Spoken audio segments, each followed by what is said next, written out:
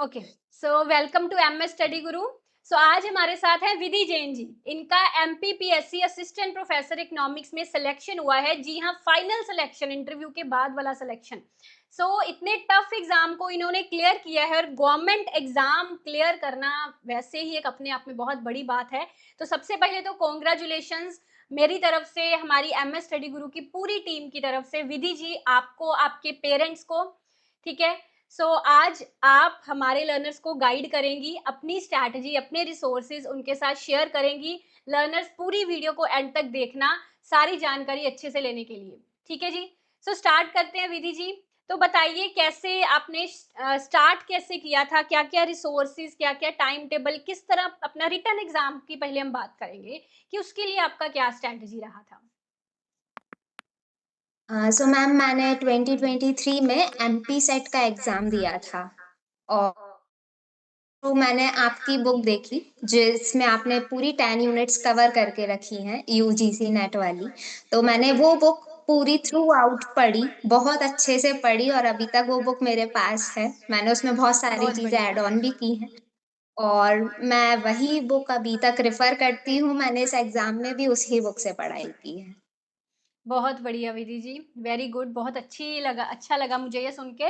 और वो बुक मेरे भी हमेशा टेबल पर रहती है, मेरे जो स्टडी टेबल है उसके ऊपर। ये देखिए, ये बुक लगी पड़ी है यहाँ पर, और हमेशा मेरे पास रहती है। मेरे लर्नर्स की फेवरेट है, तो मेरी खुद की भी ये फेवरेट बुक है। जी मैम, ये मेरी भी बहुत फ़ेवरेट बुक है क्योंकि बहुत ईज़ी लैंग्वेज में और बहुत क्लियर कॉन्सेप्ट्स उसमें दे रखे हैं। जी, इसके अलावा आपने और कुछ वीडियो लेक्चर सुने थे, या टेक्स्ट बुक्स वगैरह कोई पढ़ी थी, उसके बारे में आप बताइए प्लीज़? जी मैम मैंने आपका सब्सक्रिप्शन लिया था एमएस स्टडी गुरु पर और ओके। जिसमें पेपर 1 की जो प्रिपरेशन है वो नेहा रघुवंशी मैम करवाते जी, थे बिल्कुल। और इवनिंग में आप इकोनॉमिक्स की क्लासेस आप लेते थे। इसके अलावा मैंने थोड़ी कॉन्सेप्चुअल क्लैरिटी के लिए तमिलनाडु स्टेट बुक्स जो होती हैं 11th और 12th क्लास की इकोनॉमिक्स की हुँ। वो पढ़ी थी कॉन्सेप्ट्स देखने के लिए।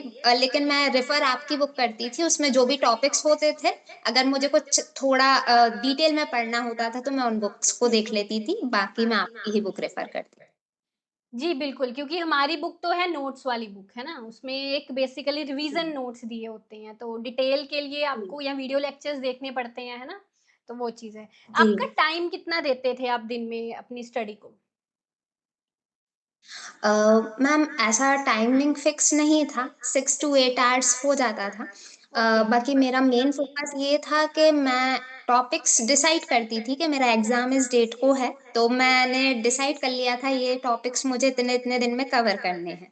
अगर वो ओके। टॉपिक मेरे बहुत जल्दी भी कवर हो जाते थे किसी पर्टिकुलर टाइम टेबल के हिसाब से, तो मैं फिर उसी दिन उतना ही पढ़ाई करती थी। तो मैंने ऐसे अपने टॉपिक्स डिवाइड कर लिए थे मैम। ओके, तो आपका चलो रिटन एग्ज़ाम क्लियर हो गया, काफ़ियों को हो जाता है, बट इंटरव्यू काफ़ी कम बच्चों का उसमें सिलेक्शन होता है ना? और इंटरव्यू में अपना प्रेज़ेंस ऑफ माइंड बनाए रखना, कॉन्फिडेंस बनाए रखना, एक आवाज़ में अच्छा दबदबा रखना और अपना नॉलेज अच्छे से प्रेज़ेंट करना, ये सब चीज़ें, इनके बारे में बताइए। आपने कैसे इंटरव्यू फ़ेस किया? क्या क्वेश्चन्स आपको पूछे गए थे? जी। तो मैम सबसे पहले तो ये है कि इंटरव्यू में वो आपकी पर्सनैलिटी ज़्यादा चेक करते हैं क्योंकि बिल्कुल। नॉलेज तो उन्होंने आपकी रिटन एग्ज़ाम में चेक पहले ही कर ली होती है।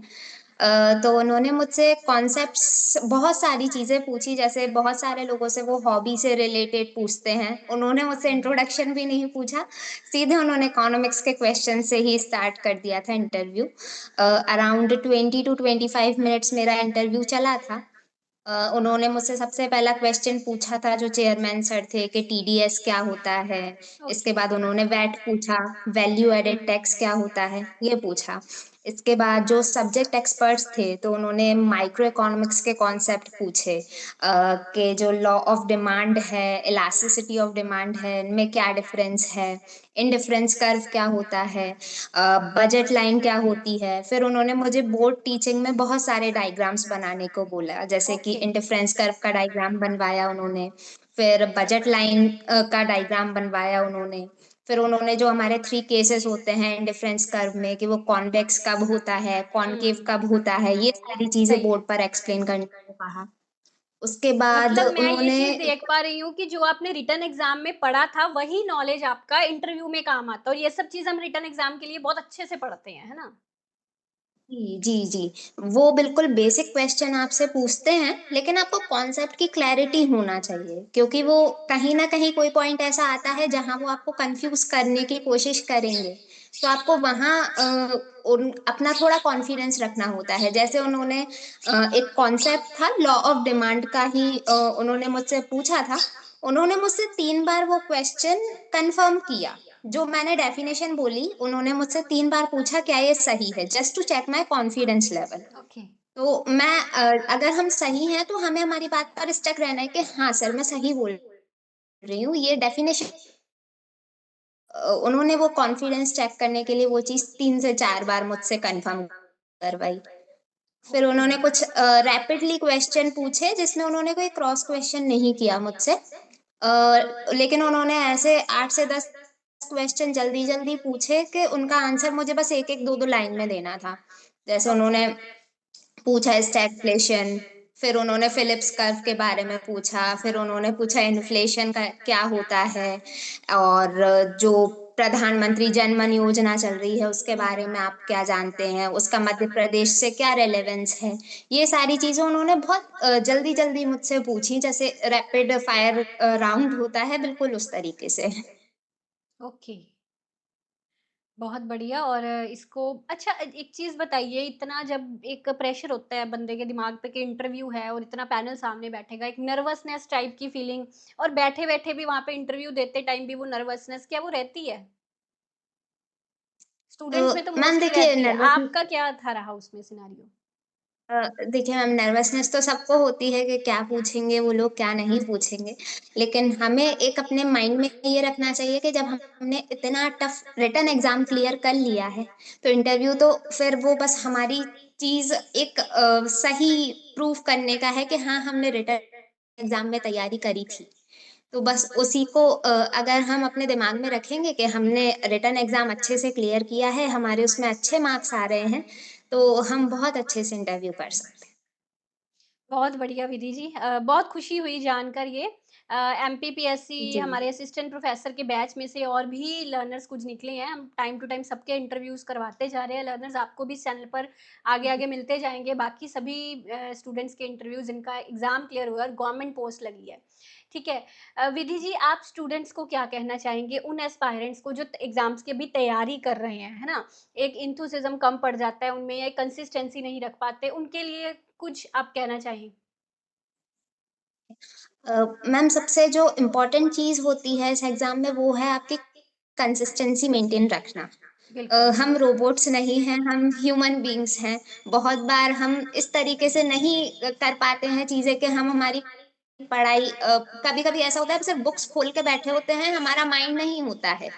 हमारा हम कहीं न कहीं डिस्ट्रैक्टेड होते हैं, तो वो सबके साथ होता है। कभी आप बहुत मोटिवेटेड फ़ील करते हैं, कभी आप बहुत डीमोटिवेटेड फ़ील करते हैं। लेकिन हमें एक चीज़ हमेशा ध्यान रखनी है कि हमारे हाथ में सिर्फ़ एफ़र्ट करना है। रिज़ल्ट में हमारा एक लक फैक्टर भी काम करेगा और अगर हमने मेहनत करी है, हार्ड वर्क करी है, तो लक हमारे साथ ही रहेगा।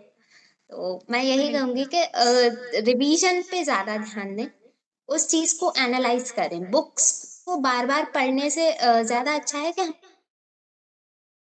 जैसे मेरी मम्मा मुझे उन्होंने बचपन से मुझे एक चीज़ कि रात को जब आप सोने जाएँ, तो अपनी सारी बुक्स बंद करके बस आँख बंद करके आप ये ध्यान रखिए कि आपने क्या-क्या पढ़ा आज दिन भर में।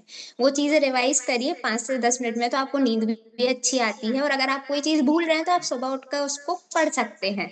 तो वो आपके दिमाग में हमेशा के लिए फिट हो जाती है चीज़। तो मैं यही कहूँगी कि पढ़ाई करें, रिवीज़न ज़्यादा महत्वपूर्ण है और एनालिसिस करना उस चीज़ का बहुत ज़्यादा महत्वपूर्ण है। क्योंकि पढ़ेंगे तो सब, लेकिन उस चीज़ को जितना आप मेमोराइज़ करने की कोशिश करेंगे, जितना उसका एनालिसिस करने की कोशिश करेंगे, वो चीज़ उतनी स्ट्रॉन्गली आपके दिमाग में सेट हो जाएगी। बिल्कुल विधि जी और मुझे एक चीज़ और बताइए आपका 35th रैंक आया है ना, जो कि एक बहुत अच्छी बात है अपने आप में ही। तो इतने अच्छे रैंक के साथ आपने अपना जनरल कैटेगरी में ही क्लियर किया है एग्ज़ाम? जी, जी, जनरल जी, तो कैटेगरी। बहुत अच्छी और दूसरे एस्पायरेंट्स के लिए आप एक प्रेरणा हैं। सो मैं आशा करती हूँ कि आगे आप और भी तरक्की हासिल करें, है ना? इस गवर्नमेंट जॉब के बाद और भी आपका डेज़िग्नेशन बढ़े, आप पीएचडी करें और अपने पेरेंट्स का और हमारा भी नाम रोशन करें, ठीक है? सो इसके साथ ही आज का सेशन खत्म करते हैं। एक बार दोबारा से आपको congratulations. Thank you very much ma'am. आप कुछ और कहना चाहेंगी तो कह सकती हैं।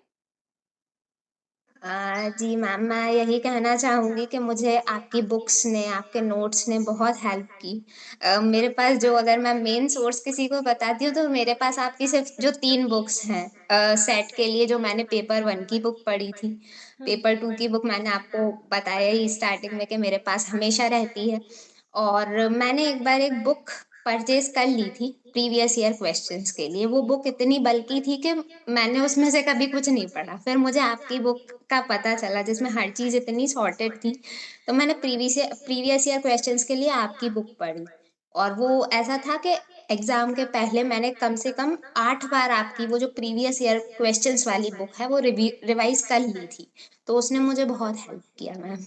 और आपके साथ जो नेहा रघुवंशी मैम हैं, उन्होंने भी मुझे बहुत अच्छा सपोर्ट किया था। आपकी क्लासेस भी बहुत अच्छी इंटरैक्टिव होती थी, आप लोग डाउट्स भी बहुत तुरंत-तुरंत क्लियर करते थे हम सभी के। तो thank you very much ma'am. मेरा सेट भी आपके सपोर्ट से ही क्लियर हुआ था। ये एग्ज़ाम में भी आपका ही बहुत ज़्यादा सपोर्ट रहा, तो थैंक यू वेरी मच। जी, बिल्कुल, थैंक यू विधि जी, बहुत-बहुत शुक्रिया आपका। इसी के साथ आज का सेशन खत्म करते हैं।